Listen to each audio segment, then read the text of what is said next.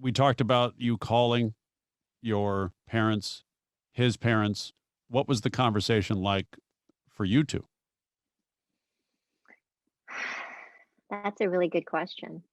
I think we were in disbelief at first when we heard those words come out of the doctor's mouth. And I remember initially we saw the one doctor walked in and he said all these words. And I think we had this look on our faces like the deer in the headlights. And so he stopped and said, "Wait a minute, did your doctor, your personal doctor, not talk to you about this?" And we said, "No."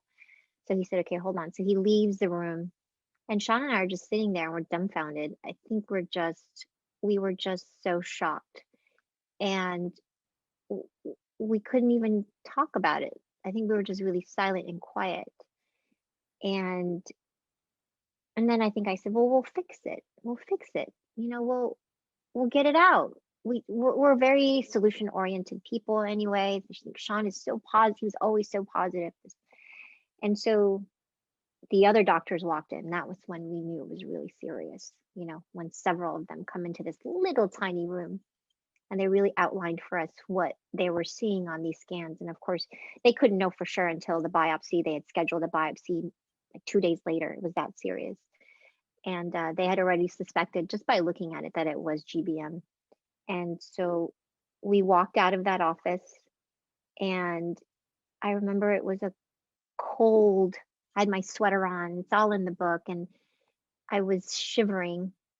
And Sean, I remember this so clearly. We walked out of that room and he just started crying. And I remember going to him to hug him, and the nurse pulled me back and she said, "Let's give him a moment." And he kind of sunk into this little alcove. And the nurse took that opportunity to talk to me and she said, "Listen." And she gave me her cell phone number. And she said, "You're going to have to be strong now. You are going to have to be the stronger one. And this, I'm not going to lie to you, this disease is a tough one." And I'm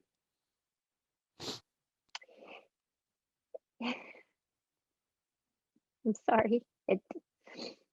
And it kind of was like a slap in my face a little bit. And she just she just hugged me. She hugged me and said, be strong now." And I said, "Okay, okay."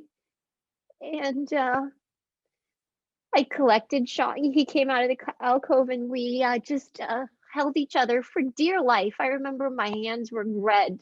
He was holding my hand so tight. And he kept saying, "I'm sorry, I'm sorry, I'm sorry." He just kept saying that to me. And I said, "Honey, there's nothing for you to be sorry about. This is not your fault. And we're gonna fix it.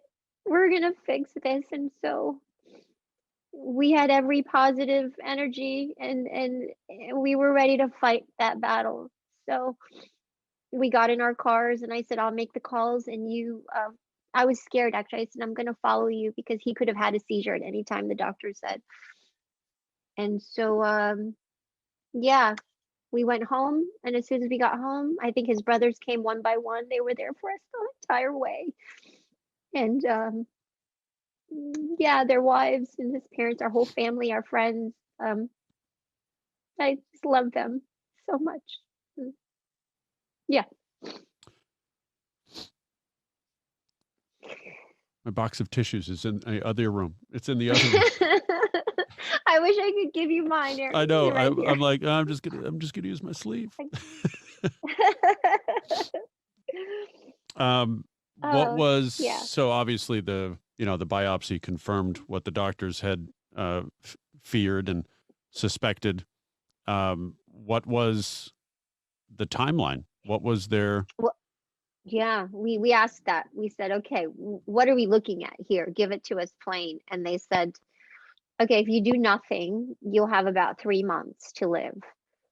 If you do the standard of treatment, which is the same, it has been the same for so long, so many years. It's radiation, chemo, then moving on to experimental clinical trial drugs."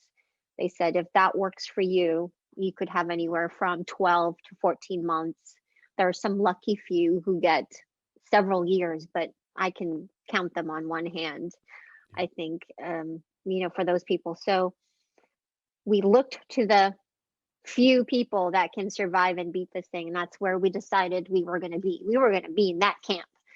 And so Sean said, let's do it. Let's do everything. And I took my cues from him, and we said, we're going to take advantage of what was out there for us. And so he went through some harrowing treatments, and he's an incredible warrior. He had to do radiation on his head twice a day. Most people can really only do it once a day, and he did it twice a day. He had a very aggressive treatment schedule. Was that for And 2 weeks, or was that it was for continuous? a month. Oh my Well, he did goodness. it for 4 weeks the first time, and then when he got a regrowth, he was able to do it. Did it a second time, and I really thought I was going to lose him even during that first time. He lost so much weight and was really suffering those side effects, but he did it. He fought through, and he had a lot to live for. He would always say, I have you and Gus, and I'm going to live as long as I can. And so that's what we did.